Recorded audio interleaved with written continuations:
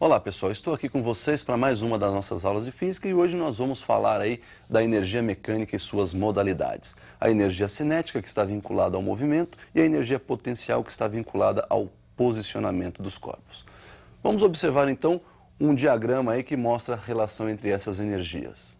Nós temos aí então a energia mecânica, que será a soma das energias cinética e energia potencial, ou seja, a cinética de movimento, potencial de posição. Já a potencial ela se divide em outras duas modalidades, que é a potencial de gravitação, ou seja, a potencial gravitacional e a potencial elástica. Observe então que nós vamos fazer aí a definição de todas essas modalidades e depois no final nós vamos fazer o somatório e compor aí então a nossa energia mecânica. Vamos observar então a definição de energia cinética.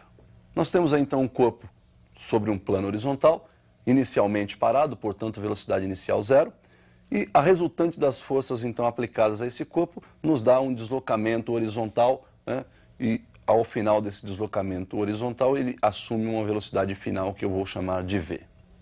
Essa força então realiza um trabalho e a energia que mede essa capacidade de realizar esse trabalho nós chamamos de energia cinética. Perceba então que essa energia cinética vai ser dada pelo produto da força resultante aplicada a este corpo, pelo seu deslocamento e pelo cosseno de θ, nesse caso θ é igual a zero, porque a força e o nosso deslocamento têm a mesma direção e o mesmo sentido. Percebam ainda que a força resultante é dada pelo produto da massa pela aceleração adquirida pelo corpo. Então, juntando essas equações, nós poderíamos dizer que a energia cinética é dada pelo produto da massa, pela aceleração do corpo e ainda pelo módulo do seu deslocamento. Esse deslocamento e essa aceleração estão relacionados na equaçãozinha de Torricelli. Então, pegando a equação de Torricelli, nós sabemos que a velocidade final elevada ao quadrado é igual à velocidade inicial ao quadrado mais o dobro da aceleração vezes o deslocamento.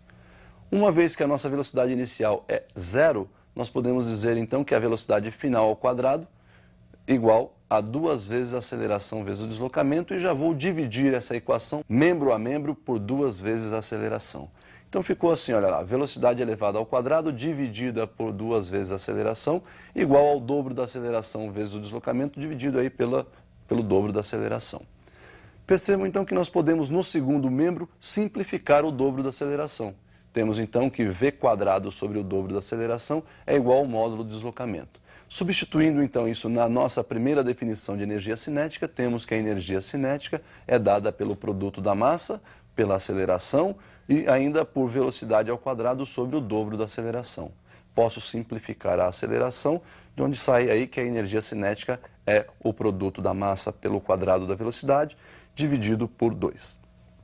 Então, como nós vimos, a energia cinética é diretamente proporcional ao quadrado da velocidade. E mesmo então que a velocidade seja negativa, como está elevada ao quadrado, nos dá um resultado positivo. Portanto, a energia cinética sempre será positiva. Uma outra observação é que a velocidade depende do referencial. Consequentemente, a nossa energia cinética também depende do referencial. Observe o gráfico da energia cinética em função da velocidade. Olha lá, vamos fazer a energia cinética como sendo m sobre 2 vezes v ao quadrado, onde esse m sobre 2 é constante, a massa do corpo não muda e o 2 aí é um número constante. Eu vou chamar esse m sobre 2 de c. Portanto, a nossa energia cinética vai ficar da seguinte forma. Energia cinética é igual à nossa constante c, multiplicada pelo quadrado da velocidade. Quando nós definimos, então, que o eixo vertical representa a energia cinética e o horizontal representa a velocidade, para qualquer valor de velocidade, positivo ou negativo, se eles tiverem o mesmo módulo, quando elevado ao quadrado, me proporciona a mesma energia cinética. Então, nós vamos ter aí, por ser uma equação de segundo grau, uma parábola, com cavidade para cima, porque a nossa constante é positiva, e percebam que o nosso eixo de energia cinética é o nosso eixo de simetria. Por outro lado, se quisermos então relacionar a energia cinética com o quadrado da velocidade, a equação passa a ser uma equação de primeiro grau, porque estou relacionando cinética com quadrado de velocidade. Então nós vamos ter uma reta crescente passando pela origem, porque trata-se de uma relação diretamente proporcional. Para uma energia cinética, sempre vou ter um quadrado de velocidade correspondente. Então, a tangente desse ângulo, que é o nosso coeficiente angular, a tangente do ângulo θ, será numericamente igual à energia cinética pelo quadrado da velocidade, que nos dá exatamente a nossa constante c, que por sua vez é a massa dividido por 2. Então você viu aí a relação entre a energia cinética e a velocidade de duas formas diferentes lá nos gráficos. A próxima modalidade de energia que nós vamos definir é a energia potencial, que é aquela vinculada ao posicionamento. Vamos falar primeiro da potencial gravitacional.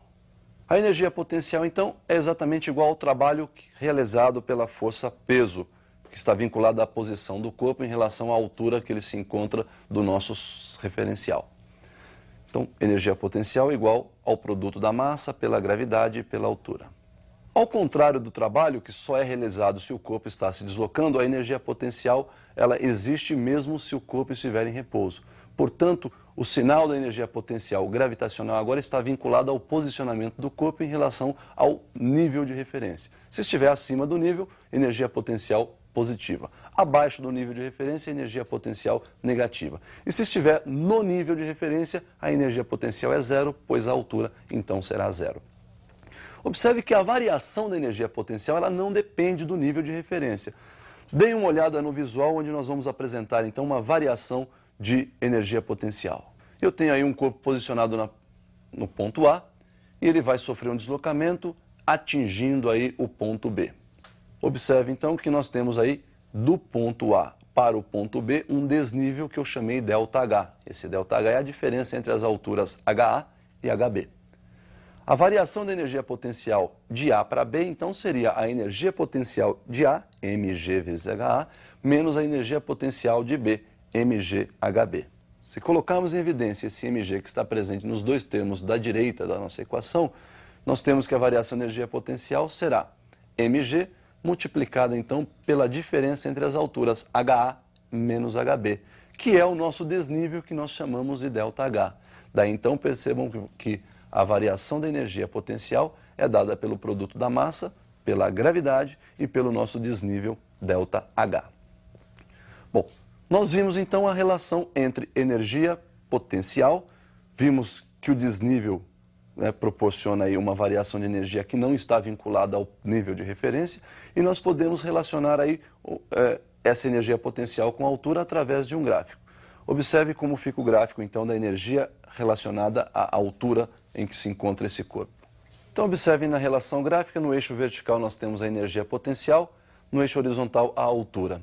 A reta passa pela origem dos eixos porque a relação é diretamente proporcional. Para uma energia potencial nós sempre temos uma correspondente à altura e o coeficiente angular então dessa nossa reta nos proporciona calcular aí o peso do corpo. Observem que a tangente de θ será numericamente igual à energia potencial dividido pela altura h, onde nós então lembramos que a energia potencial é mgh, produto da massa, gravidade e altura, dividido por h. Simplificando então h em cima, h embaixo, nós temos que a tangente de θ é numericamente igual ao produto mg, e por sua vez esse mg aí é o próprio peso do corpo, daí então tangente de θ numericamente igual ao peso do corpo. Observe que quando nós falamos de energia potencial para um corpo extenso, a altura que nos interessa agora é tomada a partir do centro de gravidade desse corpo. Então observe na figura como seria tomada essa altura. Tem aí um corpo extenso, seu centro de gravidade está assinalado, e nós vamos, para calcular sua energia potencial, utilizar a sua massa, a gravidade local e a altura que vai do solo que nós adotamos como referencial até o centro de gravidade desse corpo. Então, pessoal, nós vimos aí a definição da energia potencial gravitacional. A outra modalidade de energia potencial é a energia potencial elástica. E nós vamos, antes de falar dessa energia, observar a lei de Hooke. Fiz para você um visual onde nós vamos definir essa lei. Bom, então a lei de Hooke pode ser entendida da seguinte forma, olha aí. Uma mola no seu comprimento natural está pendente aí do teto de uma sala e você vai então aplicar uma força na sua extremidade livre, fazendo com que ela sofra uma deformação que nós vamos chamar de x, que é a diferença entre o comprimento final, após a deformação, menos o comprimento natural da mola. Quando você aplica essa força deformando a mola reage, tentando voltar ao seu comprimento natural. Esta força nós chamamos de força elástica. A força elástica, então, segundo Hooke, é dada pelo produto de K, constante rigidez da mola, pela deformação sofrida por essa mola, ΔL. Vamos chamar esse ΔL de x. Temos então que a nossa força elástica é dada pelo produto da nossa constante de rigidez K e a deformação x sofrida pela mola. Observe que a lei de Hooke é uma relação diretamente proporcional. Nós vamos fazer uma relação gráfica para essa lei e daí nós vamos tirar duas propriedades importantes. Inclusive, uma delas é a própria definição da energia potencial elástica. Perceba como fica o gráfico dessa nossa lei de Hooke. Então, nós temos aí o gráfico que representa a força elástica em função da nossa deformação x. É uma reta passando pela origem dos eixos, por ser uma relação diretamente proporcional.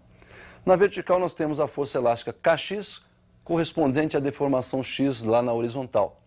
Perceba que a primeira propriedade, então, vem do coeficiente angular dessa nossa reta. A tangente do ângulo de inclinação da reta é numericamente igual ao cateto oposto, que é o nosso Kx, dividido pelo cateto adjacente, que é a própria deformação x. Kx dividido por x, posso simplificar x em cima, x embaixo, daí a nossa tangente ser numericamente igual à constante elástica ou à constante de rigidez K. A segunda propriedade é a própria definição da energia potencial elástica, uma vez que se você calcula essa área achurada que aparece no gráfico para a deformação x, ela mede o trabalho realizado pela força elástica. E esse trabalho é medido através da sua energia potencial elástica. A energia potencial elástica mede a capacidade que essa força elástica tem em realizar esse trabalho. Daí, então, nossa energia elástica é numericamente igual à área, que é dada pelo produto da base pela altura e dividido por 2. Altura x vezes k, ou kx, base x, dividido por 2. K vezes x, kx ao quadrado sobre 2 é nossa energia potencial elástica.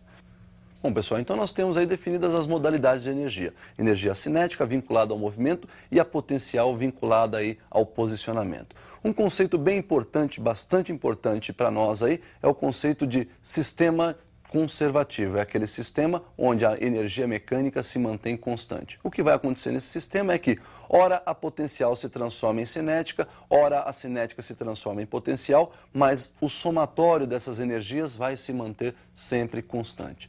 Bom, por hoje o que nós tínhamos para falar era só isso. Espero você no nosso próximo encontro, na nossa próxima aula.